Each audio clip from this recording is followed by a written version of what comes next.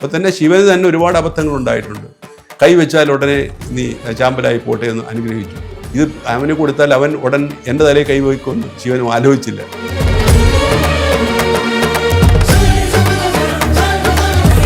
ദേവന്മാർക്ക് പല ബുദ്ധിമുട്ടുകളും ഉണ്ടായിട്ടുണ്ട്. ഒരു ആലോചനയില്ല. നമുക്കപ്പം തോന്നും ഇവർക്ക് എന്താ ആലോചനയില്ല, ബുദ്ധിയില്ലേ എന്ന് നമുക്ക് തോന്നും. ശരിയാണ്, അവർക്ക് ബുദ്ധിയില്ല. അപ്പോൾ ഒരു ദേവനെ എനിക്ക് പ്രത്യക്ഷമാക്കണം. ആ ദേവനെ പ്രത്യക്ഷമാക്കുന്നത് ദേവന്റെ ഗുണം കൊണ്ടല്ല, സാധകന്റെ ഗുണം കൊണ്ടാണ്.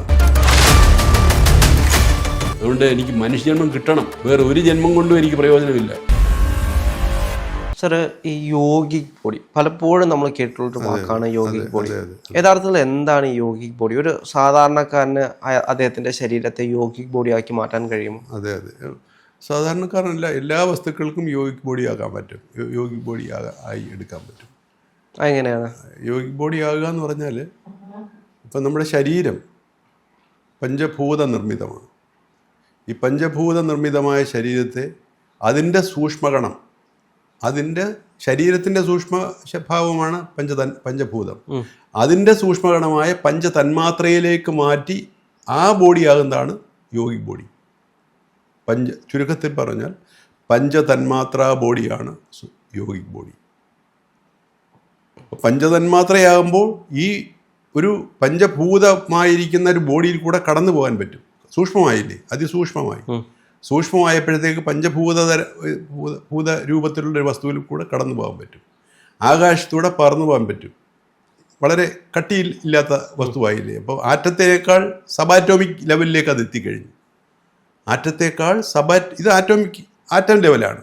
അതിനേക്കാൾ സബാറ്റോമിക് ലെവലിലേക്ക് അത് എത്തിക്കഴിഞ്ഞു. ന്യൂട്രോൺ, പ്രോട്ടോൺ, ഇലക്ട്രോൺ ലെവലിലേക്ക് അത് എത്തിക്കഴിഞ്ഞു. അത് യോഗ കൊണ്ടുണ്ടാക്കുമ്പോഴാണ് യോഗിക് ബോഡി എന്ന് പറയുന്നത്. എങ്ങനെയാണ് യോഗ കൊണ്ട് ഉണ്ടാക്കുന്നത്? യോഗ എന്ന് പറയുന്നത് നമ്മൾ സാധാരണ പതഞ്ജലി യോഗ സൂത്രത്തിൽ പറയുന്ന യമ, നിയമ, ആസന, പ്രാണായാമ, പ്രത്യാഹാര, ധാരണ, ധ്യാന, സമാധി, ഇത് തന്നെയാണ് യോഗ. അതിന് വ്യത്യാസം ഒന്നും തന്നെ ഇല്ല. പിന്നെ അഗസ്ത്യ യോഗയിൽ ചില വ്യത്യാസങ്ങൾ അഗസ്ത്യരുണ്ടാക്കിയിട്ടില്ല. അഗസ്ത്യരുടെ ശിഷ്യന്മാർ ഭോഗര് തുടങ്ങിയിട്ടുള്ളവർ ചൈന യോഗയുമായിട്ട് ബന്ധപ്പെട്ട് ചെറിയ വ്യത്യാസങ്ങൾ ഉണ്ടാക്കിയിട്ടുണ്ട്. എങ്കിലും ബേസിക്കായിട്ട് യോഗ നമ്മൾ ഈ പറയുന്ന അഷ്ടാംഗ യോഗം തന്നെയാണ്.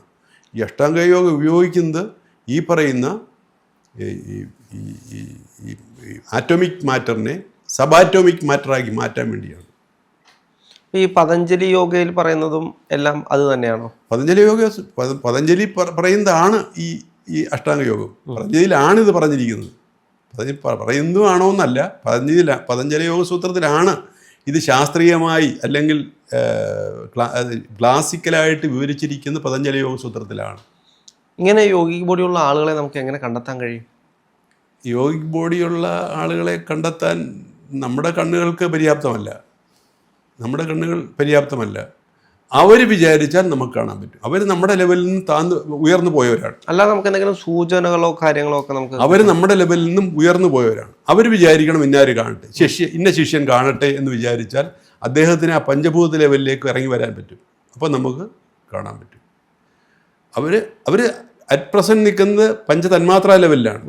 പഞ്ചതന്മാത്രാ ലെവലിൽ നിന്നും അവർ യോഗി ലെവലിലാണ് എത്തിയത് കൊണ്ട് ആ യോഗ കൊണ്ട് തന്നെ അവർക്ക് പഞ്ചഭൂത ലെവലിലേക്ക് താന്നു വരാനും പറ്റും. അപ്പോൾ ഇവിടെ നമ്മുടെ മുമ്പിൽ വന്നിട്ട് പഞ്ചതന്മാത്രാ ലെവലിൽ നിന്നും പഞ്ചഭൂത ലെവലിലേക്ക് ഒരു ബോഡി അഗസ്ത്യരങ്ങായി തീരുകയാണ്. അഗസ്ത്യരായി തീർന്നാൽ ഉടൻ നമ്മൾ പഞ്ചഭൂത ലെവലിൽ നിൽക്കുകയല്ലേ. നമ്മുടെ കണ്ണുകൊണ്ടാതെ ആ നിൽക്കുന്ന അഗസ്ത്യരെ കാണാൻ പറ്റും, ആ നിൽക്കുന്ന ഭോഗരെ കാണാൻ പറ്റും, ആ നിൽക്കുന്ന വസിഷ്ഠരെ കാണാൻ പറ്റും. ഞാൻ പറഞ്ഞത് മനസ്സിലായില്ലേ? ഇതാണ് യോഗിക് ബോഡി. ഈ ആസ്ട്രൽ ബോഡി, അതിനെ നമുക്ക് മറ്റൊരു പേരിലും പറയാം, ആസ്ട്രൽ ബോഡി എന്നും പറയാം. ആസ്ട്രൽ ബോഡി, നമ്മൾ മരിച്ചാൽ ആസ്ട്രൽ ബോഡി ആകും. അത് തന്നെയാണ് സംഭവം. ഈ മാറ്റർ ബോഡി കളഞ്ഞു കഴിഞ്ഞാൽ ആസ്ട്രൽ ലെവലിലെത്തും. അത് തന്നെയാണ് മറ്റേ സംഭവം. പക്ഷേ അത് ആർട്ടിഫിഷ്യലായിട്ടുണ്ടാകുന്നു, ഇത് മരണം കൊണ്ടുണ്ടാകുന്നു.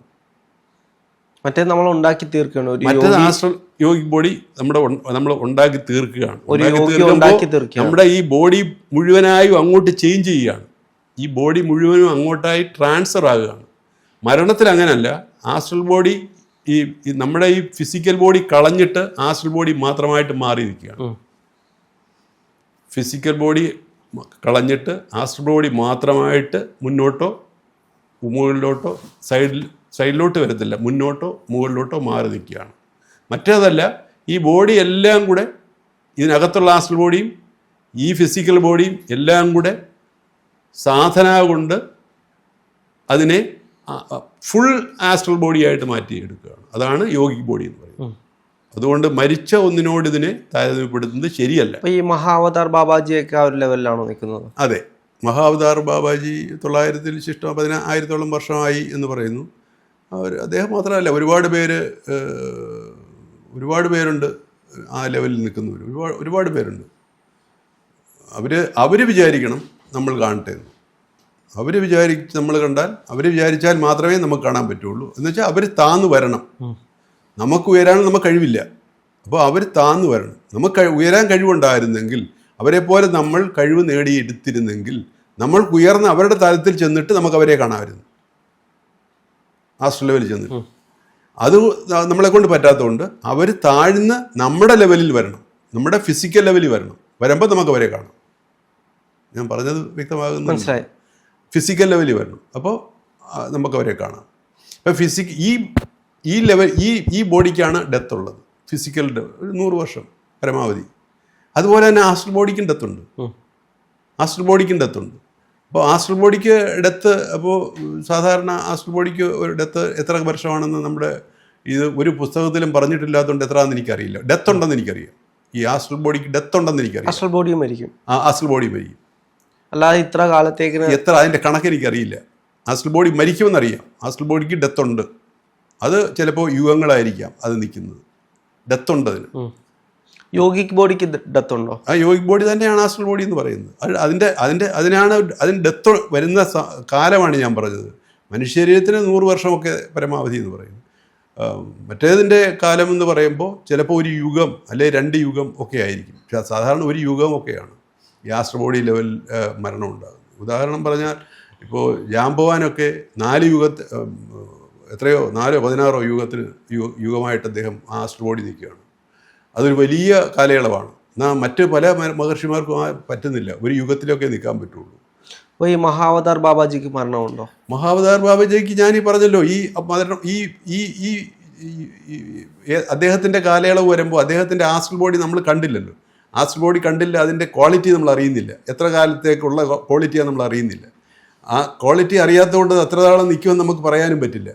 എന്തായാലും അദ്ദേഹത്തെയും ഈ സാധനം മരണം ഉണ്ടാകുക തന്നെയും. അതിനേക്കാൾ അദ്ദേഹത്തിൻ്റെ ഗുരുവായ അഗസ്ത്യർക്കും ഗുരുവായിട്ടുള്ളവർ ഒരുപാട് പേരുണ്ടല്ലോ. അപ്പോൾ ഇവർക്കൊക്കെ മറ്റേ ഈ ഇവിടെ പഴനിയിലുള്ള അദ്ദേഹമാണല്ലോ അദ്ദേഹത്തിന് ഡയറക്റ്റ് ഗുരു, പഴനിയിലെ സിദ്ധർ ഭോഗർ. അപ്പോൾ അവരൊക്കെ മരിക്കുകയോ മരണസമാനമായ ആ രംഗം കടന്നു പോവുകയോ ചെയ്തവരാണ്. ഇങ്ങനെ ഒരുപാട് യോഗികളുണ്ടായിരുന്നു. ഇവരെല്ലാം എപ്പോഴോ എങ്ങോട്ടോ അപ്രത്യക്ഷമായി. അപ്പോൾ മരിക്കാതിരിക്കാൻ പറ്റില്ല. അത് സൂക്ഷ്മ ശരീരം എടുത്തു എന്നും പറഞ്ഞിട്ട് ശരീരം എടുത്താൽ മരിച്ചേ പറ്റുള്ളൂ. പക്ഷെ ദീർഘകാലം കിട്ടും. പക്ഷേ കാലം മിക്കവാറും യുഗങ്ങളായിരിക്കും. പക്ഷെ എന്തുകൊണ്ടാണ് ഇവരുടെ ശിഷ്യഗണങ്ങൾ, അതായത് പാരമ്പര്യമായിട്ട് ഇങ്ങനെ വരുന്ന ശിഷ്യന്മാർ വിളിക്കുമ്പോൾ ഇവർ പ്രത്യക്ഷപ്പെടുന്നത്? അതൊരു മൈൻഡ് ലെവലാണ്. ഇവർ സാധന കൊണ്ട് ശിഷ്യന്മാർ നല്ല ലെവലിൽ എത്തിയവർ അവരുടെ മൈൻഡ് ലെവലിൽ ഒന്നും വേണ്ട. നമ്മളിപ്പോൾ ആ മൈൻഡ് ലെവലിൽ നമ്മൾ ഒരു ആമയെ പ്രത്യക്ഷമാക്കുക, അല്ലെങ്കിൽ ഒരു പുലിയെ പ്രത്യക്ഷമാക്കുക. എന്നിട്ട് നമ്മൾ ആ പുലിയെ വിളിച്ചാൽ മതി. പക്ഷെ അത് യഥാർത്ഥ പുലിയൊന്നും ആയിരിക്കത്തില്ല. ഞാൻ മുമ്പേ പറഞ്ഞുവല്ലോ, പരമാത്മാവിൽ നിന്നും ഇങ്ങനെ പപ്പടം ഇളകി വരുന്ന പോലെ, അതായത് ഈ സബാറ്റോമിക് ലെവലിൽ പലതായിട്ട് നിൽക്കാൻ പറ്റുമെന്നും പറഞ്ഞിട്ട് കഴിഞ്ഞ പ്രാവശ്യം ഞാൻ പറഞ്ഞിരുന്നു. അങ്ങനെ കാണാൻ പറ്റും. അതൊന്നും യഥാർത്ഥമായിരിക്കണമെന്നില്ല. അവരുടെ മുമ്പിൽ വരും, അവർക്ക് വേണ്ടതെല്ലാം കിട്ടും, ഒക്കെ ചെയ്യും. അപ്പോൾ ഒരാൾ എന്നെ അത് നമ്മൾ പ്രത്യക്ഷപ്പെടുത്തുന്ന ആ രണ്ടാമത്തെ ആളിൻ്റെ ക്വാളിറ്റി കൊണ്ടല്ല, പ്രത്യക്ഷപ്പെടുത്താൻ വേണ്ടി ശ്രമിച്ചുകൊണ്ടിരിക്കുന്ന ആദ്യത്തെ ആളിൻ്റെ ക്വാളിറ്റി കൊണ്ടാണ് അത് സംഭവിക്കുന്നത്. അയാളുടെ മൈൻഡ് ആ തലത്തിലേക്ക് വരികയാണ്. മുമ്പേ ഞാൻ പറഞ്ഞതാണ്, ആ തലത്തിലേക്ക് വരികയാണ്. ഞാൻ പറഞ്ഞത് മനസ്സിലായില്ലേ? ഇപ്പോൾ നമ്മളറിയും, ഇപ്പോൾ ഓരോരുത്തരും ഇപ്പോൾ പ്രത്യക്ഷപ്പെടുന്ന ക്രിയാബാബായും മറ്റും അഗസ്ത്യരെയും ഒക്കെ തന്നെയാണ്. എന്നാൽ ഇവർക്കൊക്കെ മുമ്പ് എത്രയെത്ര യോഗികൾ ഇവിടെ കടന്നുപോയി, ആരും പ്രത്യക്ഷപ്പെടുത്തുന്നില്ലല്ലോ, ആരുടെയും മുമ്പ് വെച്ചാൽ വന്ന് ചാടുന്നില്ലല്ലോ. അതിൻ്റെ മാനസികമായ പ്രിപ്പറേഷൻസ് ഒരു സാധകൻ ചെയ്യുമ്പോൾ മാത്രമാണ് അത് സംഭവിക്കുന്നത്. ഞാൻ പറഞ്ഞത് മനസ്സിലായില്ലേ? അതിൻ്റെ അത് ദേവന്മാരും അത് തന്നെയാണ്. അപ്പോൾ ഒരു ദേവനെ എനിക്ക് പ്രത്യക്ഷമാകണം. ആ ദേവനെ പ്രത്യക്ഷമാക്കുന്നത് ദേവന്റെ ഗുണം കൊണ്ടല്ല, സാധകന്റെ ഗുണം കൊണ്ടാണ്. സാധകന്റെ മനസ്സാണ് ആ ദേവനായിട്ട് സ്വന്തം മുമ്പിൽ പ്രത്യക്ഷമാകുന്നത്. സാധകന്റെ മനസ്സാണ്, മനസ്സിനെ ആ രൂപത്തിൽ സാധനകൾ കൊണ്ട് ചെയ്ത് സ്ഫുടം ചെയ്തെടുത്ത് ആ ദേവനാക്കിയാണ് നമ്മുടെ മുമ്പിൽ പ്രത്യക്ഷപ്പെടുത്തുന്നത്. സാധകന്റെ ഗുണം മാത്രമേ ഉള്ളൂ. ദേവനൊരു ഈ ആസ്ട്രൽ ബോഡി എന്ന് പറയുന്നത് ദേവൻ ഒരു ഗുണവുമില്ല. കാരണം അതിനകത്ത് മനസ്സില്ല. ഒരു ദേവന്റെയും ശരീരം ഇല്ലാത്തതുകൊണ്ട് ഒരു ദേവന്റെയും ഉള്ളിൽ മനസ്സ് വളരെ കുറവാണ്. അതായത് മഴ കഴിഞ്ഞ് മരം പെയ്യുക എന്ന് പറയും. മഴ കഴിഞ്ഞാൽ മരം പെയ്യും, അതിൻ്റെ മരത്തിൻ്റെ കീഴിൽ നിന്നാൽ നമ്മൾ നനയും. ഈ മരം പക്ഷെ പുറത്ത് മഴ കാണത്തില്ല, മരത്തിൻ്റെ കീഴിൽ മാത്രമേ കാണൂ. മരം പെയ്യുക എന്ന് പറയും. അപ്പോൾ അത്രയുള്ള അത് എന്ന് വെച്ചാൽ മഴയില്ലതായാലും അത് ഒരു യഥാർത്ഥ മനസ്സവിടെ ഇല്ല. ആ മനസ്സിന് പകരം ഈ മരം പെയ്യുന്നത് പോലെ മനസ്സ് പോലൊരു സാധനം മാത്രമേ എല്ലാ ദേവന്മാരുടെ ഉള്ളിലും ഉള്ളൂ. ഒരു മനസ്സ് പോലൊരു സാധനം എന്തെങ്കിലും അടുത്ത് വന്നാൽ പ്രയോഗിക്കാം. ഇപ്പം തന്നെ ശിവന് തന്നെ ഒരുപാട് അബദ്ധങ്ങൾ ഉണ്ടായിട്ടുണ്ട്. കൈവച്ചാൽ ഉടനെ നീ ചാമ്പലായി പോട്ടെ എന്ന് അനുഗ്രഹിച്ചു. ഇത് അവന് കൊടുത്താൽ അവൻ ഉടൻ എൻ്റെ തലയിൽ കൈവയ്ക്കുമെന്ന് ശിവൻ ആലോചിച്ചില്ല. ഇതുപോലെയുള്ള പ്രശ്നങ്ങൾ ഓരോ ദേവന്മാർക്കും ഉണ്ടാകുന്നുണ്ട്. അതുപോലെ മറ്റേ ഈ മോഹിനിയുടെ ജന്മവുമായിട്ട് ബന്ധപ്പെട്ട അമൃത് എടുക്കുന്നതുമായിട്ടൊക്കെ ബന്ധപ്പെട്ട് ദേവന്മാർക്ക് പല ബുദ്ധിമുട്ടുകളും ഉണ്ടായിട്ടുണ്ട്. ഒരു ആലോചനയില്ല. നമുക്കപ്പം തോന്നും ഇവർക്ക് എന്താ ആലോചനയില്ലേ, ബുദ്ധിയില്ലേ എന്ന് നമുക്ക് തോന്നും. ശരിയാണ്, അവർക്ക് ബുദ്ധിയില്ല, ആലോചനയില്ല, തലച്ചോറില്ല. തലച്ചോറ് മനുഷ്യന്, അതുകൊണ്ടാണ് മനുഷ്യജന്മം വളരെ പ്രധാനപ്പെട്ടത്. തലച്ചോറ് മനുഷ്യന് മാത്രമേ ഉള്ളൂ. ഈ തലച്ചോറുണ്ടെങ്കിലേ സാധനങ്ങളെല്ലാം പൂർത്തീകരിക്കാൻ പറ്റത്തുള്ളൂ. അതുകൊണ്ടാണ് ദേവന്മാർ മേളിൽ പോയിട്ട് താപ്പോട്ട് വീണ്ടും വന്ന് മനുഷ്യരായി ജനിക്കുന്നത്. തലച്ചോറ് അത്യാവശ്യമായ ഘടകമാണ്. ബുദ്ധി ഇതിൽ മാത്രമേ ഉള്ളൂ. തലച്ചോറ് പോയാൽ പിന്നെ ഒരു വേഗമായിട്ടുള്ള ബുദ്ധി മാത്രമേ ഉള്ളൂ. ദേവന്മാർക്കൊക്കെ ഈ വേഗമായിട്ടുള്ള ബുദ്ധി മാത്രമേ ഉള്ളൂ. ഒന്ന് അനുഗ്രഹിക്കുക. അതെ, അതുകൊണ്ടാണ് നമ്മൾ ഭജിക്കുമ്പോഴല്ലെങ്കിൽ നമ്മൾ പ്രാർത്ഥിക്കുമ്പോൾ പറയും ഏറ്റവും കുറഞ്ഞ വാക്കിൽ പ്രാർത്ഥിക്കുക. ദൈവം എനിക്ക് കേട്ടിട്ടില്ലേ ആ കാര്യം? ഏറ്റവും കുറഞ്ഞ വാക്കിൽ പ്രാർത്ഥിക്കുക. ദൈവം എനിക്ക് ഗുണം തരണേ, അല്ലെങ്കിൽ സുബ്രഹ്മണ്യ എനിക്ക് ഇത് തരണേ, അല്ലെങ്കിൽ ശിവ എനിക്ക് കുഞ്ഞുങ്ങളെ തരണേ, എനിക്ക് ഭാര്യയെ തരണേ.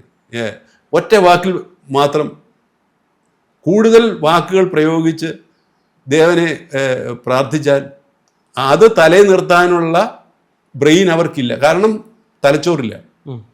തലച്ചോറുള്ളത് മനുഷ്യന് മാത്രമേ ഉള്ളൂ. എല്ലാ മൃഗങ്ങൾക്കും ഒക്കെ ഉണ്ട്. പക്ഷെ ചിന്തിക്കാനുള്ള തലച്ചോറുള്ളത് മനുഷ്യന് മാത്രമേ ഉള്ളൂ.